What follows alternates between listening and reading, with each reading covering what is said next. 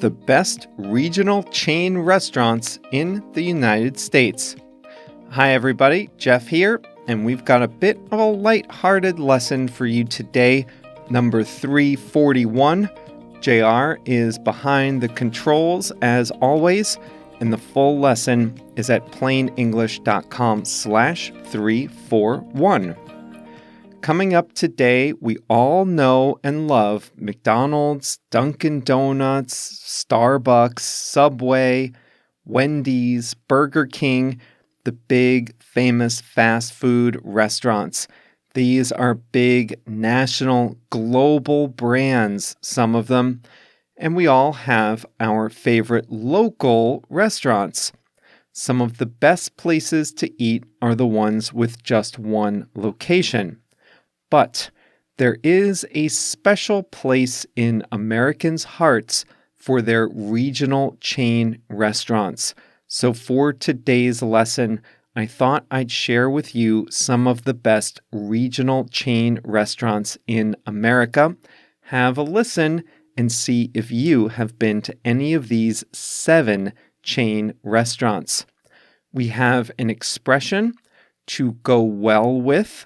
It's an easy one, almost like a day off for you, but it's good to know how we use that expression, and JR has a song of the week.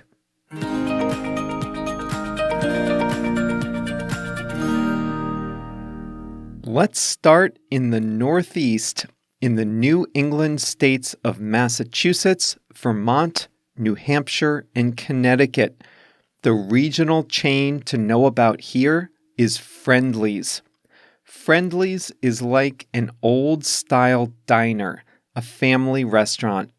The signs are red with Friendly's written in white script. Friendly's is good for breakfast, lunch, and dinner, and it's usually open late, some until 2 a.m. But it's famous for its ice cream sundaes.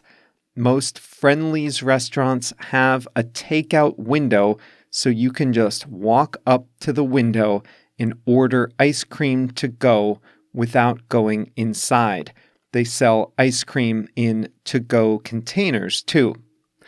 So heading south on I-95, you get to Philadelphia, around southeast Pennsylvania, southern New Jersey, Delaware, that area. You can't go wrong with Wawa. Wawa is a chain of gas stations and convenience stores, but it is a regional favorite around Philly. They have good lunch sandwiches, and they're famous for their breakfast sandwiches, coffee, and the local kind of pastry called tasty cake. The kind of breakfast sandwich you can get at Wawa would be like a sausage, egg, and cheese sandwich on a bagel.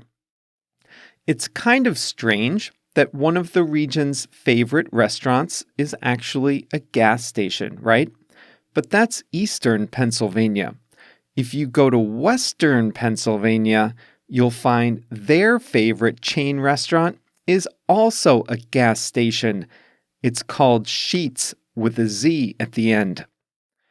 Next, we'll continue our journey to the south, Waffle House territory.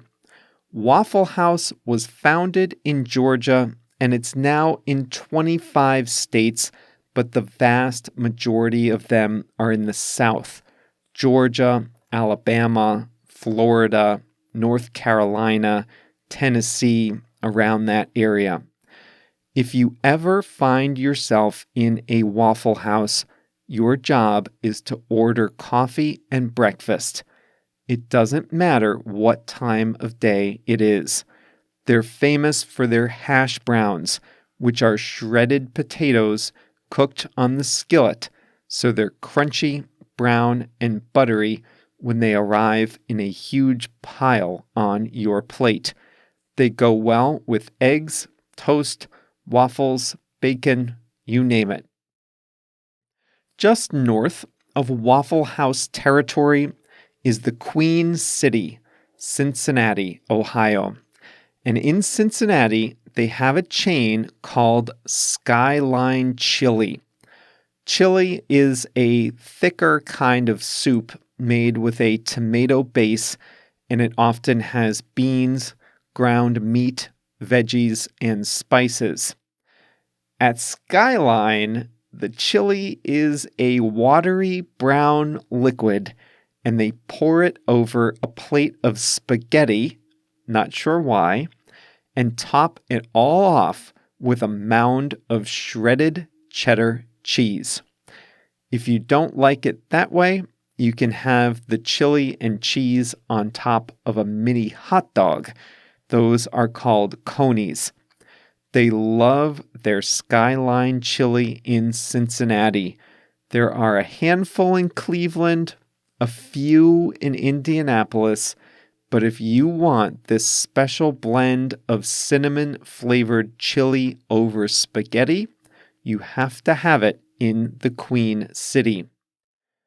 Time to go north again, and we're going all the way up to Wisconsin. Wisconsin is named America's Dairyland because of all the milk and cheese they produce. Fans of the local football team even call themselves cheeseheads.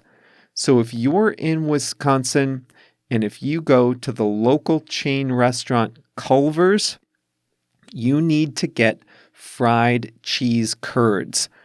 Cheese curds are what cheese looks like before it's processed. They're great fresh right out of a bag, but if you go to Culver's, you can get them battered and fried too. If you're there, you should also get the Wisconsin style of ice cream. It's called custard, and it's a little thicker than soft serve ice cream, but thinner than traditional ice cream. They can mix it up with all kinds of toppings, fruit, nuts, candy, whatever you like. Culver's is in Minnesota, the Dakotas, and a few in Illinois, but they're most popular in Wisconsin. In Texas, they're crazy about Whataburger. The name says it all. It's burgers, and because it's Texas, there's a little bit of a Mexican flavor to it. They have jalapeno burgers, poblano pepper chicken tacos, and they even serve spicy ketchup. That's the famous burger chain in Texas, but that's not the most famous and most popular burger regional chain in America. That honor belongs to our last restaurant chain on the list, famous in the City of Angels, Los Angeles, California, home to the world-famous In-N-Out Burger. In-N-Out Burger. I can't say it slowly. You have to say it fast. In-N-Out Burger. That's how you say it fast. In-N-Out Burger. They are only in 7 states, but the majority are in California. In-N-Out Burger has a famous sign. It's got red lettering in front of a yellow zigzag shape. People from outside the region will go take their pictures in front of the famous red and yellow In-N-Out Burger sign. The original In-N-Out Burger restaurants were the early kind of drive-through restaurant. It was popular to drive up, order from the kitchen, and either eat in your car or sit outside at a picnic table and eat. There were also walk-up windows. Today, many of them have dining rooms to sit down and eat inside, but the drive-through is still popular at In-N-Out Burger today. They advertise on the radio, they have colorful billboards, but their most popular publicity comes from their crazy fans. Fans of the restaurant willingly put In-N-Out bumper stickers on their cars. They wear sweatshirts with the company's logo and post selfies on social media. Despite its popularity, In-N-Out Burger is not franchised, meaning that the company owns all its stores. It has spread slowly, but when a new location opens, it's a big deal. On the day it opened its store in Scottsdale, Arizona, there was a 4-hour wait for food, and television news helicopters were circling overhead, covering all the action.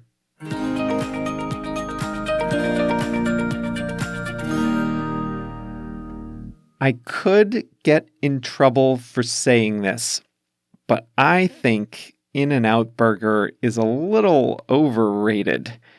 You have to go there. If you find yourself driving around Southern California, you'll see them. So stop by, get your burger. But there are definitely better burgers out there, just in my opinion. I have some good memories of some of these places.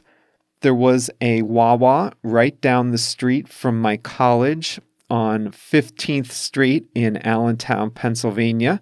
Good memories there, of course. Friendly's. My grandmother used to take me to Friendly's. She lived in Massachusetts, and we'd go for lunch. I'd get a burger, fries, ice cream for dessert, and then we'd hit up the freezer to take a Friendly's sundae home for the next day. What else? Waffle House. I've had a few late-night breakfasts at Waffle House in my time. In fact, we talked about Waffle House in one of the very early plain English lessons. We talked about how Waffle House is usually one of the first places to reopen after a natural disaster. It's in the South, and they get hurricanes and tornadoes and storms and such. And Waffle House is usually one of the first businesses to open after a bad storm knocks out power in an area. Did I miss any? I know a lot of you are living in the US. Many more have traveled here. So what regional chains did you see? And better yet, where you live, are there any chain restaurants that are popular in only one city or one region? You can let me know about that in our Facebook group just for Plain English listeners. You can go to plainenglish.com/Facebook, and through the magic of the internet, you will be transported right to our Facebook group, plainenglish.com/Facebook, and you can tell me your favorite regional chain restaurants in there.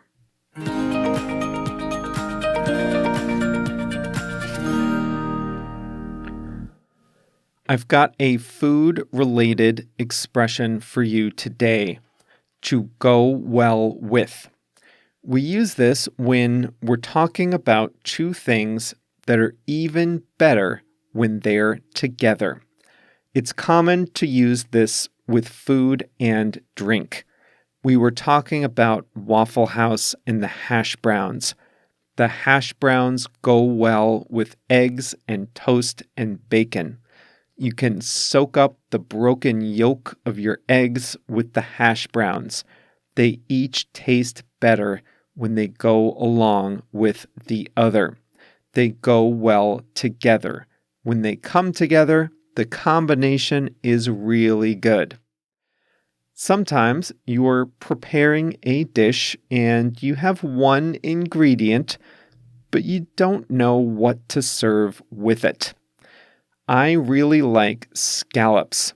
It's seafood from the North Atlantic, but I never know what to cook with them.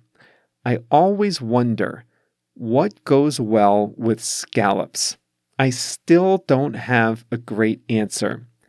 If you read recipe books, they'll tell you broccolini goes well with scallops, and they'll say corn dishes go well with scallops. But I still haven't found that perfect side dish that goes well with scallops.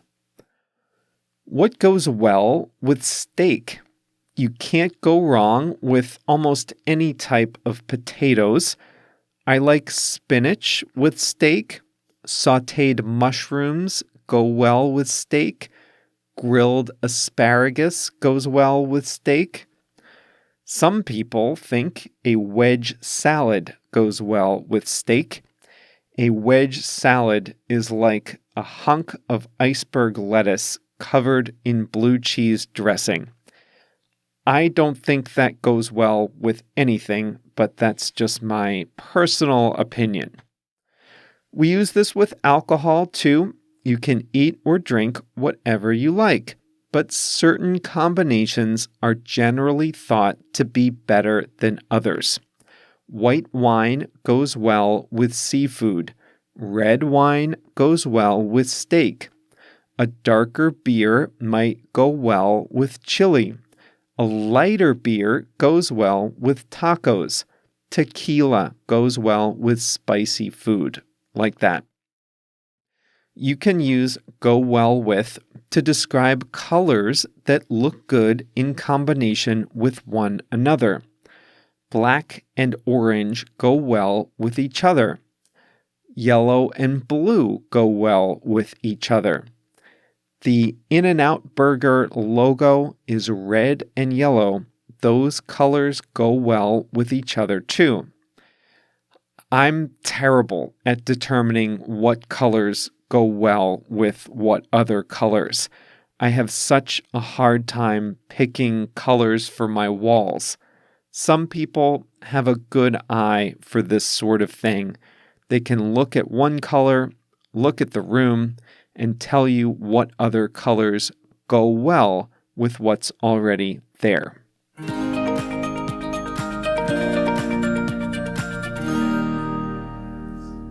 Today's song of the week is Uptown Girl by Billy Joel. You know, JR likes to pick songs from the TV shows he's watching, and this one appeared in The Crown, the last season. Billy Joel is a New Yorker, and a lot of his songs are about New York City. Uptown is where the more traditional New York families used to live, while downtown is a little edgier. According to the stereotype, people downtown might have tattoos or body piercings. That does not fly uptown. Now, that's not a completely true stereotype, especially not these days, but it makes for a catchy song. Uptown Girl by Billy Joel is the song of the week. That's all for today. I had Chick-fil-A for breakfast. That, unfortunately, doesn't qualify as a regional chain because they are now in too many places. But probably my favorite fast food menu item is the Chick-fil-A breakfast biscuit, and I got my fix of that this morning. I don't have fast food a lot, but when I do, I like to make it count. The Chick-fil-A breakfast biscuit is absolutely delicious, since we were on that topic. I hope you enjoyed this one. Like I said on Monday, I needed a break from the heavy research, so I thought this was a perfect day to share a little bit of the American experience. Remember, you can join our free Facebook group and tell me and your fellow listeners about your favorite chain restaurants in the U.S. You can visit plainenglish.com/Facebook to join that group.